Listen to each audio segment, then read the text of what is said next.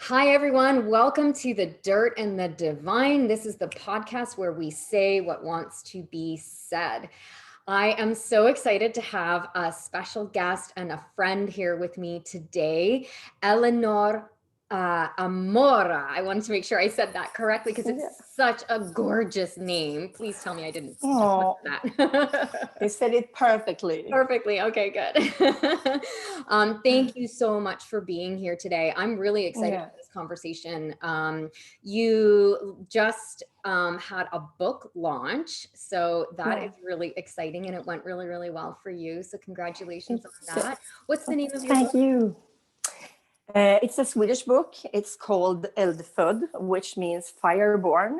And the subtitle is We Are the Daughters of the Witches You Didn't Burn, or They Didn't Burn. Yeah, So it is a very powerful book. yeah, And I am so proud of the authors. We have 26 authors in the book. And, when they have shared their deepest wounds and really own their history, own their truth, and being completely authentic. yeah, And I love when people are that. I yeah. love it. Yeah, me too. And I love how you connected that to like the witchcraft or whatnot, because that was a really pivotal time in history that Yeah. really shut down. I mean, there's all these movies and all this stuff made about it, but I don't think people really truly understand what happened to women No. and to the ability for us as humans to listen to ourselves, because that was really the time that we switched over from having somewhat of an internal guidance to, Yeah. nope, you have to listen to everything outside of yourself. Whatever is going on inside, you're no longer your own authority. Mm. And what I mean, I couldn't imagine that now, right? Yeah. As a woman, and we lived in that for several hundred years now. It is time to break the silence. Yeah, you are so right about that. And as you say, I mean the typical things. I mean, they claim that everyone was a witch. If you had a sexuality, if you had gifts, if you had a wisdom, if you used herbs, everything. If you were strong, if you disobeyed, you were a witch. If Yeah, you used your voice, you were a witch. So I'm so proud of them. I am so proud of them, yeah, and they have grown so much in this project. I can, from the typical thing for. I mean, it's a trap in the female world when we are lousy. So many are lousy at raising their feet, for example. I mean, right. it's a typical thing for females, Yep. and there are several in the book. They have multiplied their income even before it was published, Yeah. because they stood there in the power, and Yes. they owned their truth, and they owned their time, and they Yeah. said, "This is what I think I'm worth, my time," Yes. and I love that. I love that too. It's so good. Yes. I love it. And I love that you're such an advocate for it, right? Like you are a powerful woman, but you're so in your feminine as well. And it's this gorgeous combination that you have just from the short time that I've known you. And I can't wait to continue, like, to have this conversation with you. So congratulations on the book, Thank you. and congratulations to all of your authors as well. This, like we said, this messaging needs to get out there. Yes. So why don't you share with us your story, and then we're just gonna riff off from there and have a beautiful, deep, intimate conversation. Yeah, I love that. Thank you. And thank you for inviting me as well. So, well, who am I? I am from Sweden, from the northern parts of Sweden. We have 1 meter of snow here. It's to my thighs, so it's a Bill. lot of snow. Yeah. The thing though with me, I have always been clairvoyant my whole life. I was born clairvoyant. And as the typical clairvoyance, I'm also an empath. And I had a quite good childhood. I grew up with my mother and father on a farm where we had our ancestors living for 500 years. So it was a long time. Yeah. And when I grew up, as many empaths, I started having relationships with men that weren't really treating me the way they should. Yeah. And they had narcissistic traits, of course. Yeah. What happened was that this continued for several relationships. I had a long burnout for 10 years, long depression and burnout. The doctors told me that I was never going to get well again. And the last relationship in that time period was with a man who almost killed me. And I tried to commit suicide. I stopped breathing in the ambulance. And for me, this was the turning point of my life. When I was in that place, of course, I didn't see it like that, but because I remember when I woke up that I didn't want to wake up. I was so sad that I survived. Yeah, right. Yeah. But what happened was that I started putting back the pieces for me together again. Because I remember I sat on the front lawn of outside our house, and I was crying and crying and crying and crying. And when you're crying, so you're shaking and crying and crying. And he was sitting right next to me, and he said with a smile, and he said, "I never thought it would be this easy to break you." Wow. Yeah. And I will never forget those words. Yeah. Cool. Yeah. So when I started being more strong, because as time went by, I started putting back the pieces together again. After I tried to commit suicide, because what I remember now is that something happened. I went somewhere. I went to what I see as a void. I went there and I was healed there. And when I started being stronger, and when I started telling him that I was going to leave him, he became more and more dangerous. And I still remember the night this happened. We had been to a neighbor's house, and he was drunk. We had dinner there. And when we came home, I heard his mobile. It was, he got a text message. And I just had this hunch, So I went to see it, and I saw it was from one of his mistresses. And I woke him up, and I said, "Okay, I'm not upset, because I know about this. I knew about it for a long time. Yeah. And I just want you to know that I am going to leave you now. And I just can't you be honest for this one time?" Because he had said all those years, he had told me that I was a lunatic, I was delusional. I mean, everything, the typical things they are saying. And what happened was that he completely lost it. Yeah. When he realized I was going to leave him, yeah, he just wanted me dead. Right. So what I realized was that when he tried to, when they pull back and they really try to hit you in the head with all his strength, and he was really strong. And all I could think about was, I can't let him hit me, because he's going to kill me with one of those hits.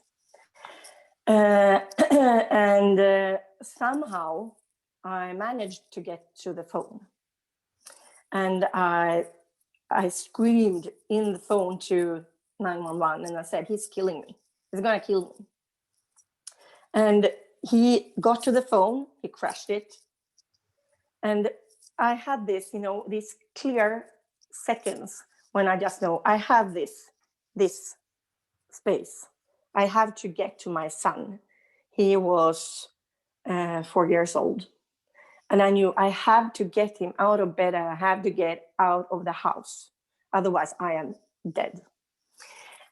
So I ran to the bedroom and I just got hold of him, ran to the door.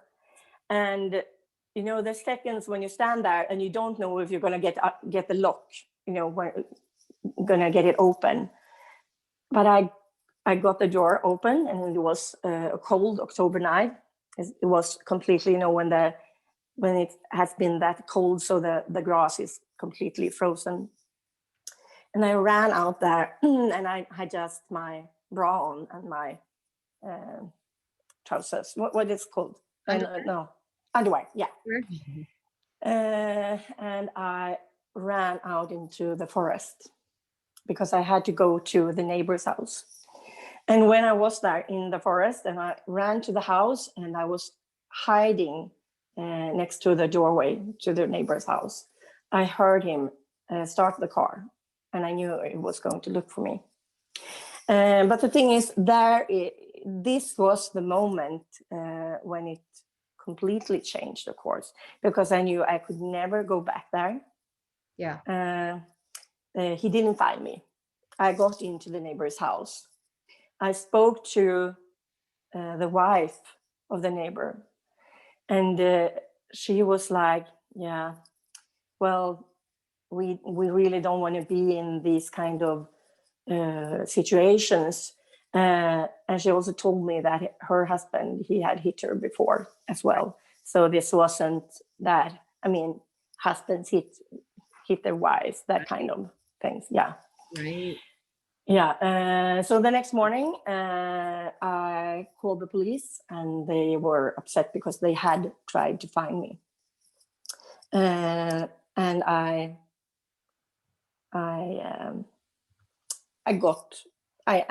that was the cue for me to leave. So we managed to get everything sorted. We managed to get my things in order. My parents helped me and I moved a couple of weeks after that. And after that, of course, I was broken. When you're completely broken, when you don't know who you are, I was having these anxiety attacks. I couldn't sleep. I didn't know who I was without the anxiety. It was completely in every cell of me. And yeah, for sure. Yep. Yeah. And that Christmas, I read a book. I bought a book as a Christmas present for myself. And it was The Secret. Have you read that? I've seen the movie and read the book a long time ago. Yeah. And the thing is, I have always known about these things. I have always been a practitioner when it comes to healing and that sort of things. Yeah. But it was something with it that really made me realize then and there that, okay, I am not a victim of my thoughts. I'm not a victim of anyone. I can change this. I can change my thought patterns. Because when you're in the spiral and everything, you can think about the negative.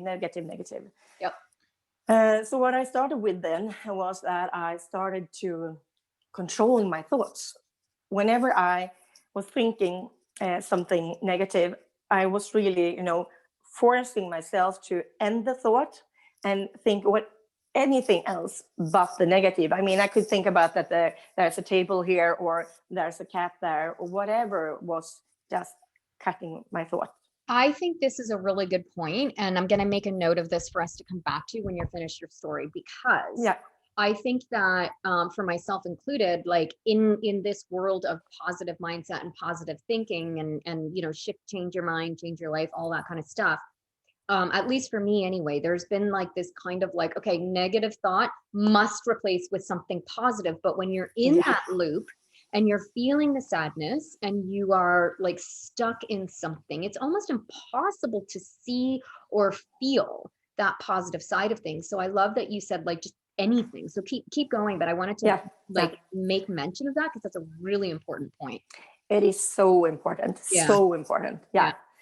So what happened was that I started having nightmares instead, when you're detoxing and the negative has to come out somewhere. Yeah. But the thing is, this is what changed. I mean, I started controlling my mind, my thoughts.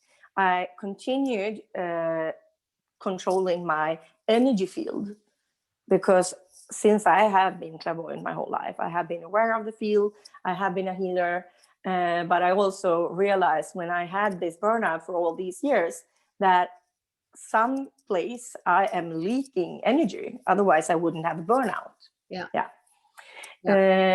So that was when I started working full time, from having the doctors telling me, because this was the time when they told me you're never going to get back, you're never going to be well again. Right.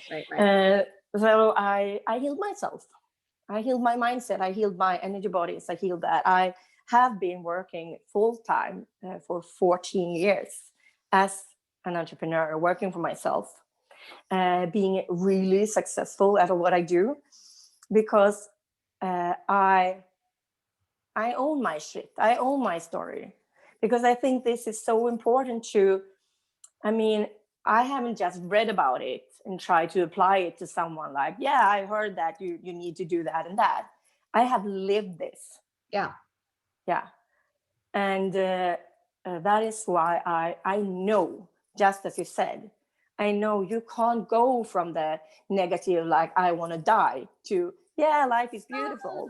Here I am on a yacht. Yeah, exactly. No, that you can't do it that way. No. But you still have to be aware of the thoughts. And because I'm coaching clients. I'm coaching clients that have been through narcissistic relationships, or everything when it comes to controlling the field, because I'm really passionate about that in the spiritual world too. We are never taught about it. And what I always tell them is that if you don't know what you're thinking, you at least know how you're feeling. So if you're not happy now, if you're not feeling peace or happiness or whatever, then you have to start thinking about your thoughts. Yes. And finding out what they are. Right. And I think a lot of people know that they have a judge. They know that they're self-sabotaging. They know, obviously, that there's a self-responsibility there around certain things. But I agree. Like, I think there's so much more that we could do in terms of actually listening to what are those thoughts, and because it's wallpaper and it's unconscious, right? It's always in the back here. It's just this like running loop that, unless you just like really listen and really pay attention and bring it to the forefront and look at it, which we don't, that's the part that we don't want to do, because it's like, that is like that terrifying space of, oh my God, I have to now face the fact that some of the shit that's going on in my life is because of me and my thinking, right? Yes. And taking that personal responsibility part of it and becoming like kind of like the grown up of your own life in a way is like the hardest part of this work, I think. Yeah. And that is also because I am one of those that actually are saying that law of attraction, that is one of the worst things they ever invented in the spiritual community. Because I love because I love that they tell you about what to focus on, but they also tell you that, do like this if there's something that you don't, you shouldn't be healing your shadows. You shouldn't be doing the shadow works. You shouldn't think about what's hurting you. You should just think about the pink daisies over there and just forget about everything else, because otherwise you're going to pull it towards you. And I'm like, no, stop this. We have to go through it. We have to meet those feelings. We have to meet our history. We have to own that, because it's going to bite you in the ass sooner or later. Yeah. For sure. It's like I call it like playing whack-a-mole, right? Like the more you stuff that stuff down or pretend it doesn't exist or whatever, like you're just punching it down and it's going to come out in some other way. It's our shadow. It Yes. doesn't go away. Like even when we've healed our shadow, like my shadow now, she's Shadette. She's like, yeah, let's go have some fun. Like I'm aware of her now, right? And I'm aware of all of those things. And now it's like, ooh, like when I feel that sensation coming up, there's that conscious awareness of it now. And it's like, okay, what is it that you need? And let's go do that safely. Let's not blow everything up. No. Right? Like I acknowledge you're saying something here. You want to like go be naughty for a little bit. You want to go do this for a little bit. Okay, cool. Let's do it. But let's do it in a way that we're a little more contained. Yes. Right? Yes. Yeah. And aware and conscious and like, hey, I'm going to be like this now. Like Shadette is coming out to play. Yeah. Right. Yeah. Otherwise it's just, you're right. It's like this unconscious thing and it rules our life. And then, you can't deny it at all. It's part of who we are. It And is. it's just something that has been made wrong because society says so. Yeah. It's not that it is wrong. It's just been made wrong. Yeah. Right? Like anger or sexual, needs or whatever, right? Yeah. And also the typical thing in the spiritual community, because you're supposed to be all love and light and fluffy clouds and everything. And you should never be angry. Actually, I was teaching about angels. That was my main thing I did 10 years ago. I taught about angels. Yeah. And I had this woman that actually told me, another teacher, and she said, well, you're not trustworthy teaching about angels because you swear. I'm like, are you crazy? Are you mental? I mean, yeah. Exactly. That's hilarious. It is hilarious. You better not listen to this podcast then. No, she's not. But I have that with me. I'm still thinking about that because I'm not the typical spiritual teacher. I'm not the typical spiritual practitioner because I do swear. I am fierce. I am bringing everything out in the open because it's so important. We have to do this. We're never going to see change if we don't do it. Yeah. And I'm sure as hell not going to relive my past. No, for sure. I'm through it. Yeah. And you can use that as fuel, healthy fuel and healthy power, right? In order to be able to help your clients and help women and that, because like we need to be connected to that side of us. Like if we look at the goddesses, right? Like they're not all love and light goddesses. I mean, we've got Kali, right? Like she's like the ultimate fierce, like I'm gonna chop your head off and like tie it to my belt. Don't mess with me, right? And so when our lives are just like swirling and whirling, that's Kali at play there, and she's doing it out of love and she's doing it out of fierceness. In order for us to be able to be stronger and hold that space for ourselves and for our children and for the people in our lives, and that we can't deny it. No. And that's actually something that comes back to what we talked about from the beginning. I mean, owning that, owning our power, the feminine power. Yeah. That's the typical thing in this, where we can be in that power. We can be fierce. We can be sexual. We can be loud. We can say no. We're supposed to be able to do that and we'll do whatever we want to do. Yeah. Yeah. Yes. I love it. I love it. Yeah. Yeah. So that is what I bring forth. Yeah. I love it. And thank you for sharing that story. Like there's so many women that can relate to that. Unfortunately, when I was younger, I was with an abusive person as well. And the day I left him, it was like, I actually blocked it all out and I found something like last week. It was something that an email or something I had written to somebody about something, because I had to go bankrupt in order to get away from this person. And then in my bankruptcy filing, which I didn't want to do, but it was like I had to in order to get away from this guy, because we had like these joint things together, joint loans and stuff like that. And I'm like, I can't, I want to be away from him, rid of him completely. And he fought my bankruptcy. And so it was like, I ended up like having to owe him money. It was like so ridiculous. And I found this note where I was like, oh my God, I completely forgot about the last day of our relationship, where I was like, I'm done. He had locked me in a bedroom. He had hit me with a vacuum cleaner. And then I was trying to escape as well. And he blocked my way at the door. I was, 25, I think at this time. And I'd been with him since I was 16. And so like I had gotten kicked out by my mother, who was an alcoholic at 16, had nowhere to go. He kind of like, oh, let me save you and rescue you. Right. And it's like, okay. And then like, he just sucked everything out of me for those 10 years. And, and so, not as traumatic as your escape.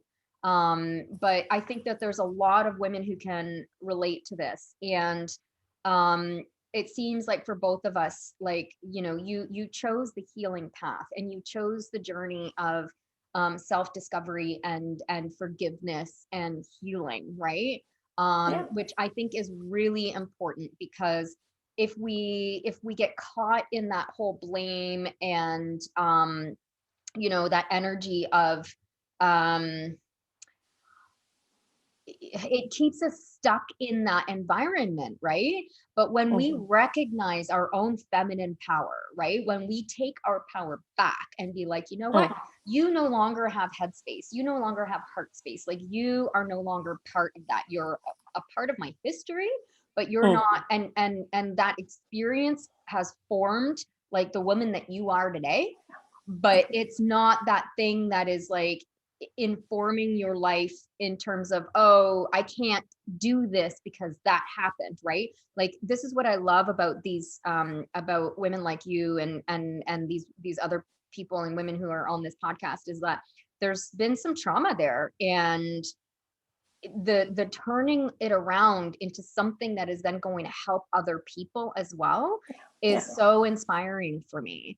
So I'm just so honored that you're doing this work and the journey that you've come through for this. So let's talk a little bit about, like, let's loop back a little bit about that part around the switching the thoughts, and like, tell me more about that. Like, when you were sitting in that moment and, wanting to switch your thinking from that negative thought loop into something like, what was it? Just neutrality? Was it like, oh, look, flower? Like, how did that work for you? It is easier to just think, look, a flower, because then you don't have to consciously choose a thought. You just change to whatever is in your, whatever you see that's close to me. Look, a chair, look, a table, look, at a flower, because everything is better than, I hope I'm gonna die. That's the thing. So it doesn't really matter what you are choosing to think instead. Just think about anything else that is better than what you just thought. And choosing the neutral things. I mean, a chair is neutral. It's going to create that. It's going to create a new pathway in your brain, in your mindset, in your energies. And you are, by doing that, the old pathway, it's going to go totally, it's going to go away. So I think this literally saved my life. Because since we are, the thoughts is everything. They are everything. You create your reality with your thoughts. And by realizing this, of course, this is in some way law of attraction, of course, but this is still, I don't close my eyes to the negative world around me. I focus upon what I want to do, what I want to bring forth in my life, what I want to experience. And one thing that's really important to realize, because the people that are experiencing this, I can promise you that 99.99% are empaths. They are the typical empaths that they have this big heart. They want to heal that person. They see that person as their optimum, their potentials. They want to lift them there. Yeah. But we still have, we have a conscious, we have to choose to be that person. And most of these guys, they don't choose it. That's just how it is. Yeah. And what happens is that you are creating a pattern. You're creating both a pattern when it comes to mindset, thoughts, but you're also creating a pattern of scanning, because empaths are intuitive. And as intuitives, the typical thing is when you're going inside in a room, you can feel you feel the space, you feel the energy, you feel if people are friendly or not. And this is what happens. And this is what I am coaching people about. Because you subconsciously scan your environment all the time after you have been in those kind of relationships. And what happened, it is that this drains you. Yeah. Because you are on guard 24/7. Right. Because that is also, when I was in that mess with him, I remember that was when I started to wear my contact lenses when I slept, because I never knew what mood he was going to be in. When I woke up in the morning, I had been so, the anxiety attacks during the night. I woke up with loose parts of my teeth in my mouth because I had grinded them so hard during the night. And this, of course, this was a big part of my life afterwards, that I wasn't feeling secure with anyone. I remember I met this guy after the divorce with this guy, the other guy. And he was the complete opposite. He was the sweetest, and he was always, he was just loving and being there. And I remember the first times when I was in his apartment, and I was sitting there, or we were hugging or kissing or whatever, and I cried and I cried and I cried and I cried, because just realizing that I am safe. I am safe with this guy. It's not going to hit me. It's not going to be, calling me all these bad names. He just was there. So he was a big part of that healing process. And because of that, he's also someone that I will always cherish in that way. And we didn't end up together because one of the reasons was actually that my ex-husband, he told me that I'm going to tell him that you tried to commit suicide, that you're one of those persons, Yeah. You're a bad person because you thought that you're a bad person. You should be like in a mental ward or something. And I believed him. So I broke up with this guy, the guy that I was actually feeling safe with. And I told him that I can't be with you because I'm not worthy of you, because I tried to commit suicide. And that was when he said to me that, okay, first of all, I would never have thought any less of you because of that, ever. But you broke my heart now. You left me. And I couldn't heal that with him. And everything happens for a reason. I am happily married to my best friend that I got to know him when I was 16 years old. So everything happens for a reason. But it's still, the thing with that is that I remember, when you are feeling safe, that you realize that you don't have to scan the room every time when you're with him. And just the release and the I mean, I cried and I cried and I cried. The release, the realization that I was safe. Yeah. But so many people that have had this experience, they don't stop scanning. Yeah. No. Because you're in that survival mode Yeah. constantly. You're always in survival mode. Yeah. Yeah. It's there's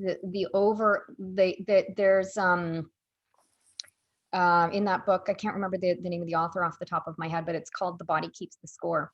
And in the opening chapters, they're talking about how when you've had some sort of trauma, especially like for when you're younger or whatever, like it rewires your brain. It literally reprograms your Yeah. brain. Yeah. So then Yeah. you are in that heightened like scanning mode constantly because your amygdala is fired up. Yes. It's looking for danger, right? Yeah. And it can take a long time to calm that down, to calm it down. I am safe. I am safe. I am safe. And you know that's not always possible when you maybe still have other elements of your life that aren't fully stable Yeah. yet, especially when you're just exiting a relationship like that or whatever, or if you've got some sort of repeated trauma somewhere, some in along in your lifetime or whatnot. So how do you like help your clients feel safe then, like within themselves? If they're, let's say that they're no longer in a dangerous environment, that they are in a safe environment, but they still don't feel it, right? How do you work with them on that? The common theme in all of those clients is that they have this, they aren't completely in their bodies. Right. It's Yeah. the disassociation thing. That's right. Yeah. And since I am a clairvoyant, I can see their astral energy field. I can see where they are and what they are. When they are doing things, I can see their energy pattern. So what we start doing is put them back into their bodies. Yes. We have to feel safe in the body. We have to find out, why aren't you safe there? What do we need to do? And I have different tools for that for each person because it's so individual. Yeah. But they also need to be aware of that they are scanning, because they are always scanning. And this is the typical thing also, because in the spiritual community, we're always taught that you should create like a shield around your auric field, your energy bodies. You can visualize that you're like in an orb, a bubble, or whatever. Yeah. The problem is that these persons aren't in their bubble. They are outside of it. Because they're scanning. They are scanning. Yeah. So we have to find a new strategy for them. What I'm teaching them is to realize how it feels when they are scanning, how their own energy feels, how everyone else's energy feels. How does it feel when I'm out there? How does it feel when I'm here? Because the thing is, when you said that it can take a long time, it doesn't. With this method, it doesn't. Okay. I have had so many clients that have, I mean, I'm not young anymore. I have had my life. I'm going to be older, and much older, of course. But if you can look upon it like when there is a client that's in her 60s and she had her relationship with a narcissist in her 20s, and she has been doing this for 40 years, it's kind of set in, I mean, we think that's how we're supposed to do it. Right. But when we realize that we have a choice, when we understand, how does my field feel like? How does my frequency feel like? That I can choose to be there or here. In my body. Feel safe here. This takes a couple of months. Then they are good to go and they have a life again. I agree with you. I think once you become aware, but like you said, I mean, like 20 years, right? Like it can take a while for somebody to wake up, right? To recognize that, oh wait, I'm not a victim to this. I do have control over this, right? Like it can, sometimes it can happen right away, and sometimes it can take a long time, right? And then, but you're totally correct. As soon as like a woman or anybody, but like as soon like, oh wait, I can get out of here and go down Yes. here. Like, yes, I agree. Like a lot of the work is that somatic work, because that is where our subconscious lives. That's where our answers are. That's where it all lives. And we've got to, like, release what's been pent up and start to listen to what needs to be healed and needs to be seen, and so on and so forth. And then while creating that, energetic or a auric field that is as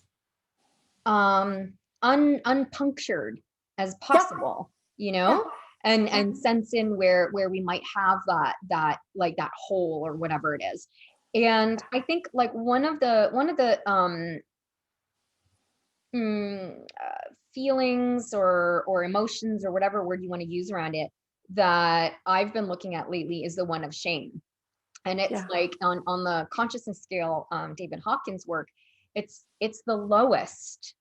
It's a 20, right? Whereas like love, joy is like 600, 700, enlightenment, 700 to 1,000, right? Very few people get way up there, but like enlightenment, but I mean, to go from that 20, even just to 200, which is like baseline, like that's where that work is. That's where that heaviness is in that space. Because what was coming up for me when you were telling your story about when your ex kind of intervened, and that was shame. It was like, how you can't have this new thing because shame on you for trying this, for attempting suicide. And that shame was like such a, still at that time, part of you, right? So how did you work through the shame in order to like bring that consciousness level up for yourself? Because one of the things about shame that I've been noticing lately is that it's very sneaky. You don't realize where it is, especially when you have some trauma, that it can be in certain areas. And I just had a discovery recently about an area of my life that I had deep shame around, and I didn't even realize it. Like, and there's a lot of consciousness here. And it was like, oh, that feeling I'm feeling, that's shame around that. And holy shit, like I got to work on that, because it is such a low vibrational state, right? And not in service to our hearts and how we are as women. So how would you like work with raising that vibration level on these women who are maybe feeling that in that scanning space and the rest of it? I think it's all about owning your history. Because if I think about what made me come out of it, because he was trying to ruin everything after I left him. He tried to destroy my reputation. He was spreading lies. He was contacting my family, my relatives, my aunt, everyone I have ever known, and saying that I had this diagnosis. He was turning my sisters against me. When I was in that state, during those years, during those days, when I couldn't control what other people thought about me, first of all, I was so upset. I was so worried. I feeling like, oh my God, I'm never gonna, what can I do? What can I do to tell someone my story? How can I tell them that he's wrong, that I have been through this?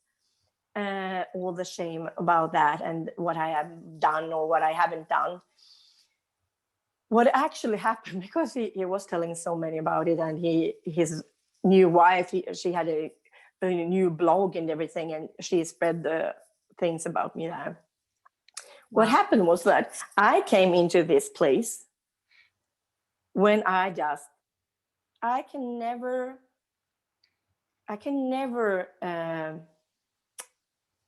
I can never be sure about what other people think about me. I can never be there and tell everyone my story. So the only thing I can do is own my own story. Yeah. Yeah. Because I'm never going to be able to control the masses or the masses or whatever. Yeah. So Yep. owning your story and meeting those feelings and talking about them. I Yeah. mean, speaking to someone and saying, I mean, Yep. just going into the body, feeling it, speaking about it. And it's, of course, it's why I am doing this. And Yep. for example, I have been writing in several books about this. I have been writing about how he tried to kill me. I have been writing how he raped me, because that was also, of course, when I was in that state when he had done it. And I was like, is it even wrong because I was married to him? Am I sure that I hadn't let him on? Did he really hear when I said no? Didn't really realize that I cried, everything about it. So when speaking about it, I think that is the key. Yeah. Sharing, speaking. Yeah. Bringing it forth instead of just carrying it Yeah. around. I agree 100%. And that's like a big reason why I started this podcast, because I wanted people to know, I want, people to know that they're not alone. Like that there are other people. That's one of the first things that, especially when I run group programs, when women all come together and they're like, it's not just me, right? Yeah. Because it can Yeah. feel that way, even though we hear about it, we hear stories, we know that these kinds of things happen, but there is that level of like embarrassment or shame or whatever it is. And I love that you said that it's owning your story, it's owning it, right? Because it's like, yeah, this happened, and I'm no longer going to have that veil of embarrassment or veil of shame or whatever it is on me anymore. Like I know now, I know I've done my work around it, or I'm working on it, or whatever. It's like, I remember one of my coaches many years ago saying to me when I first started doing this, it's like back in 2015. And she said to me, I'll never forget it. She was like, you've got to own every single skeleton in your closet. Not everybody needs to know all of your skeletons, right? It doesn't have to be like, hey, everyone, guess what happened? It doesn't have to be an announcement out there on a billboard or in a blog, like you said, or in a book or anything like that. It can be, but it doesn't have to be. It's about you are okay with whatever it is, whether that is you doing something that you feel ashamed about, or something happening to you that you feel ashamed about, right? Either way, it is that ownership of it, so that if it became public, quote unquote, you're like, yeah, so you can't be, you can, what I think, I equate this to a perfect example of this, and it's two men, but there's Tiger Woods, and then who's the actor who oh my God, he's is it Robert Downey Jr. or something like that? Could be. Okay. Winning, the hashtag winning. Who was that? I can't remember. Anyway, this is a few years ago, but it was kind of like around the same time. So the golfer got caught cheating, and I think he went into such a shame spiral. He didn't own it, and he kind of like disappeared off the face of the earth for a little while, right? Yeah. Whereas the actor, he was like, yeah, so I use drugs, and I have this life, and it kind of like neutralized it almost. And he was like, he turned it into like hashtag winning or whatever.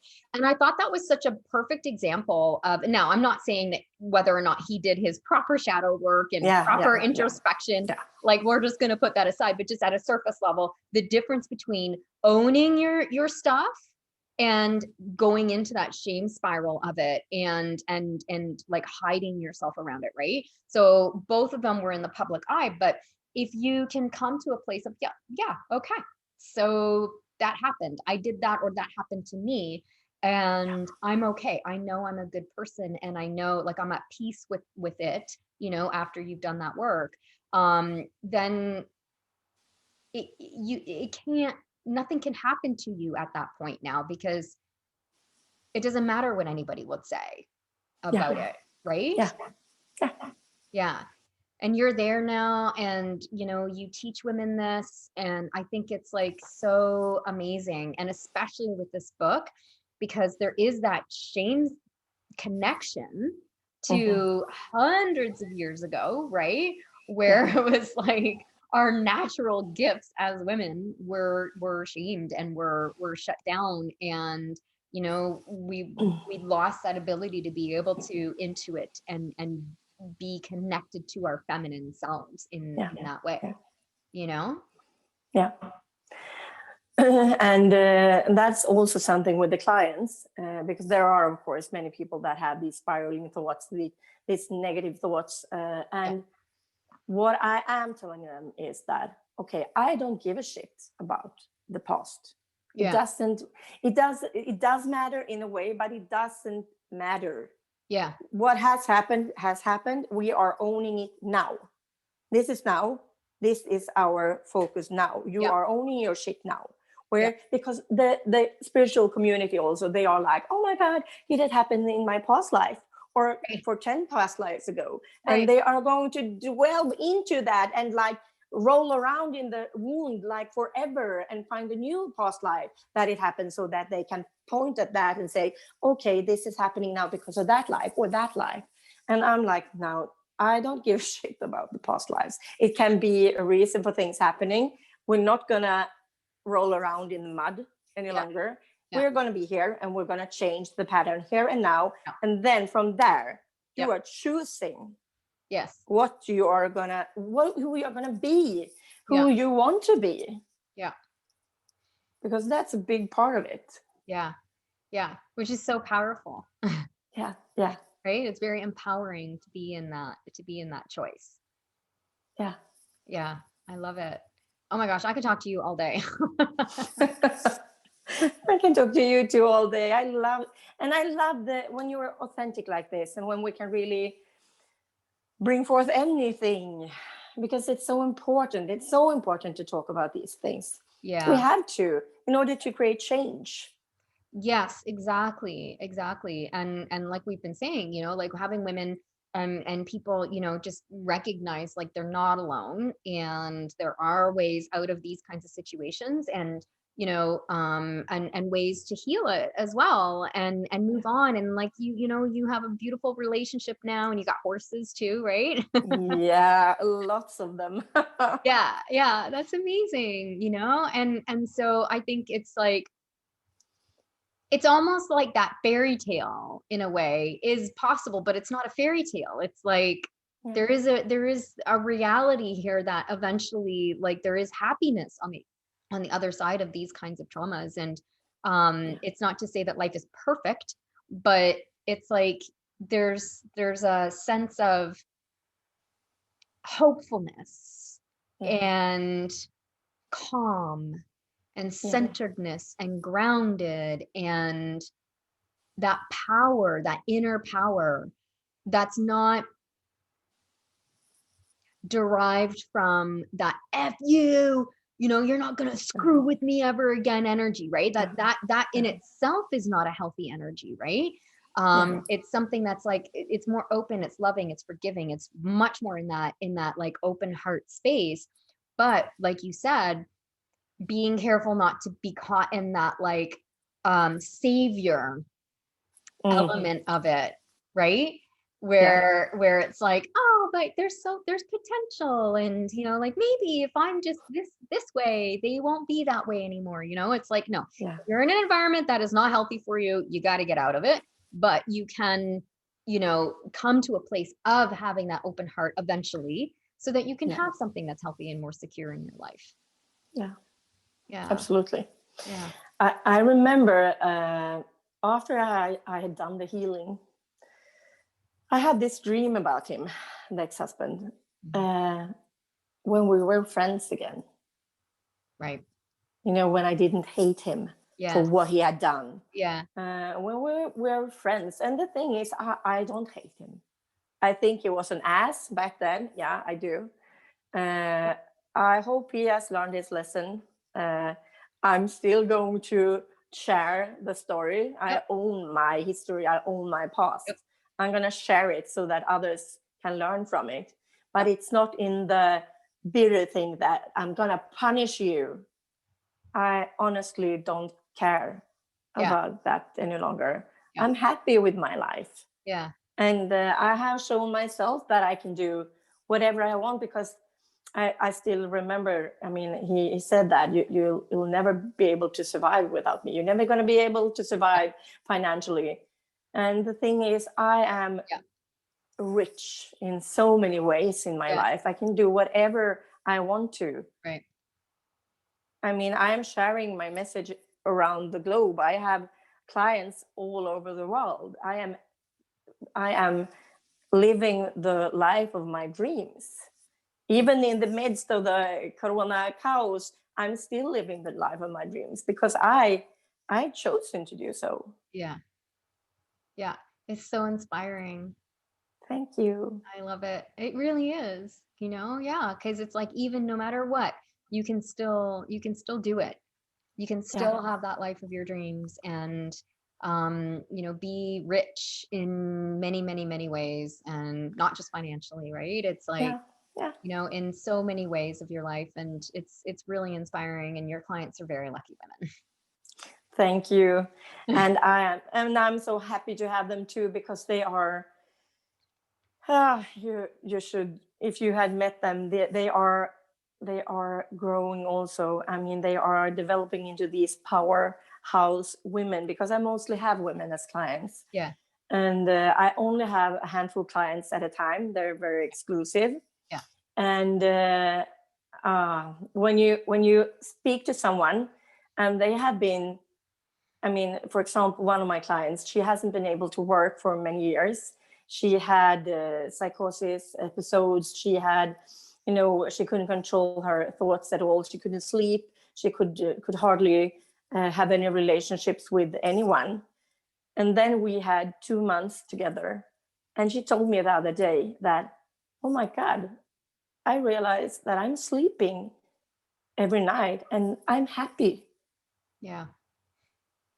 I'm happy. Yeah. I mean, that is why I'm doing this. Yeah. I mean, yeah. If I have just changed one life, like that, everything was worth it. Everything. Yeah. And you're changing many, many, many lives, and you will now even more so with this book. So yeah, thank you. Yeah. And more are coming. Yeah. And then this too, yes, all the different interviews and podcasts that you do, and everything is just helping more and more people understand that happiness is possible. One of the books, it's called Unfuckable, because when you stand in that power and you just own it. Yeah. So that is a common. That's a book that's in the loop now, where we're finding authors for it. So that's also the energy. When you're completely standing there and nothing that happens around you can interfere any longer. You just owning your reality, you're owning your life, you're owning your space, and you're just doing what you came here to do. And that's the energy I want people to remember me by. Yes. Yeah. I love it. It's so amazing. Thank you. Oh, thank you so much for being on here. Do you have any, what you just said was perfect, but do you have any last words for our audience here that you'd like to share? Anything else on your heart?